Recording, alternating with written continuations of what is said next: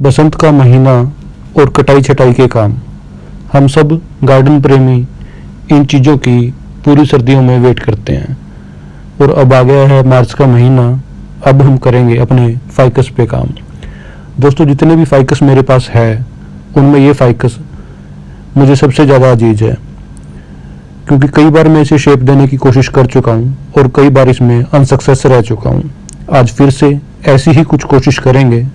नमस्कार, मैं हूं प्रदीप नैन। ब्लूमिंग यार्ड गार्डन स्टोरीज में आप सबका स्वागत करता हूं।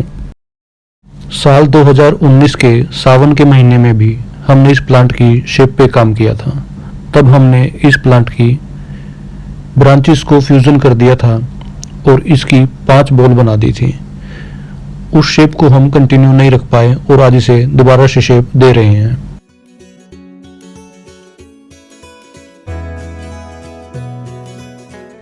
दोस्तों, इस तरह से प्लांट की शेप पे काम करते हुए, उसे टोपारी बनाते हुए, सबसे पहले हमें ये निर्धारित करना होता है कि प्लांट किस जगह से सबसे ज़्यादा व्यू में आता है। जहाँ पे प्लांट सबसे ज़्यादा व्यू में आता है वहीं पे आके हमें बार बार देखना है और प्लांट की शेप को कंटिन्यू करना है। दूसरी बात, अगर आपका प्लांट पॉट में लगा हुआ है तो आप उसका फ्रंट निर्धारित कर लीजिए कि प्लांट की इस साइड को हम फ्रंट में रखेंगे, जहां से ये सबको दिखेगा। इस टाइम जहां पे मैंने कैमरा रखा है उस जगह को मैंने निर्धारित किया है जहां पे मैं आके बार बार अपने प्लांट को देखूंगा और जाके उसकी शेप दूंगा। अगर हम वर्टिकली नोटिस करें तो प्लांट की मेन जो कैनोपी है उससे ऊपर कुछ ब्रांचेस निकल गई है और उन ब्रांचेस को हम यूज करते हुए प्लांट की मेन बॉल के ऊपर अलग से एक बॉल बनाने की कोशिश करेंगे। इसके लिए हम कोशिश करेंगे कि दोनों जो बॉल है उनको डिफरेंशिएट कर पाएं, बीच में जो स्टेम है उसे विजिबल करके। दोस्तों, सबसे पहले आप इस बात का ध्यान रखिए कि अगर आपके पास पावर टूल है या टोपारी बनाने वाली बड़ी कैंची है तो सिर्फ आप पावर टूल और टोपारी बनाने वाली बड़ी कैंची को यूज करने के लिए जो बारीक काम है वो भी उनसे ना करने लग जाइए। अगर जहाँ पे छोटे टूल्स की रिक्वायरमेंट है, छोटी कैंची की रिक्वायरमेंट है, वहां पे आप छोटी कैंची यूज कीजिए।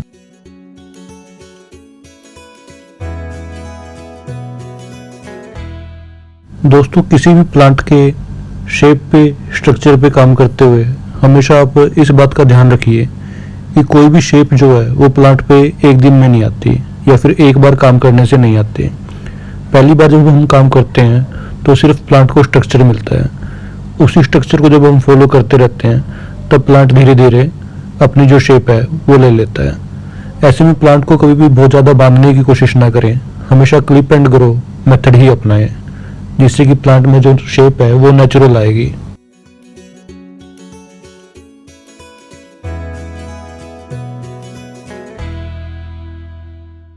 वैसे तो जी फाइकस की मैक्सिमम वैरायटीज जो है वो टोपारी बनाने के लिए बेस्ट मानी जाती है, क्योंकि ये सबसे अच्छे क्लिप एंड ग्रो प्लांट होते हैं। जिस प्लांट पे हम आज काम कर रहे हैं उसकी वैरायटी का नाम है फाइकस बेंजामिन ब्लैक। इसी में जो येलोइश पत्तों वाला प्लांट होता है उसे फाइकस बेंजामिन गोल्ड बोल दिया जाता है। और दोस्तों, इसी प्लांट की जो वेरीगेटेड फॉर्म होती है, जिसकी पत्तियों में वेरीगेशन होती है, उसको स्टारलाइट फाइकस बोल दिया जाता है। एक बार फिर से हमने छोटी कैंची उठा ली है जी, क्योंकि जहाँ छोटी कैंची काम कर सकती है वहाँ बड़ी कैंची काम नहीं कर सकती, ना ही चैनसो या कोई पावर टूल काम कर सकता है। अब हम जो स्टेम है उसे विजिबल कर रहे हैं, उसके सारे पत्ते हटा के, ताकि अलग अलग दोनों कैनोपी दिखाई दे।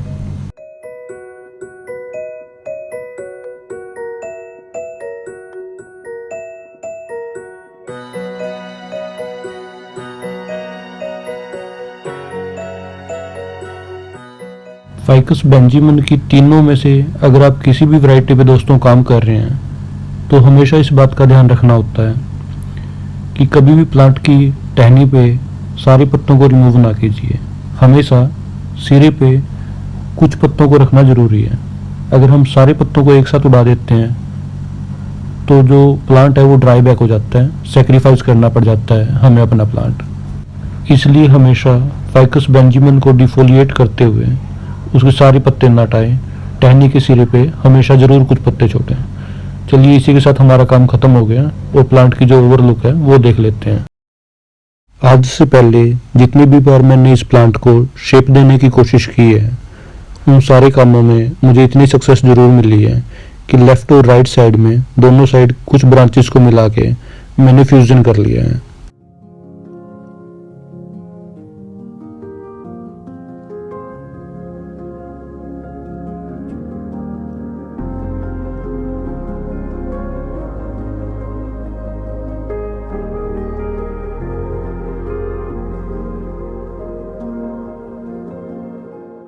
जो लेफ्ट साइड में ब्रांच है दोस्तों, उसको हमने सिर्फ थोड़ा थोड़ा पिंच किया है। अभी उस पर बहुत ज़्यादा पत्ते नहीं हैं, इसलिए उसे हम शेप नहीं दे सकते। जब ये थोड़ी संघनी हो जाएगी, हेल्दी हो जाएगी, फिर इस पे भी हम 2 बॉल बना देंगे। इसलिए अभी सिर्फ इसे पिंच करके होल्ड कर रहे हैं। इस प्लांट की शेप पे दोस्तों जो काम हम अभी के लिए कर सकते थे वो इतना ही है। आप सबसे एक लाइक, शेयर और सब्सक्राइब की कामना करते हुए मैं विदा लेता हूँ। बागवानी के इस छोटे से काम में जुड़ने के लिए आप सबका सहप्रेम धन्यवाद।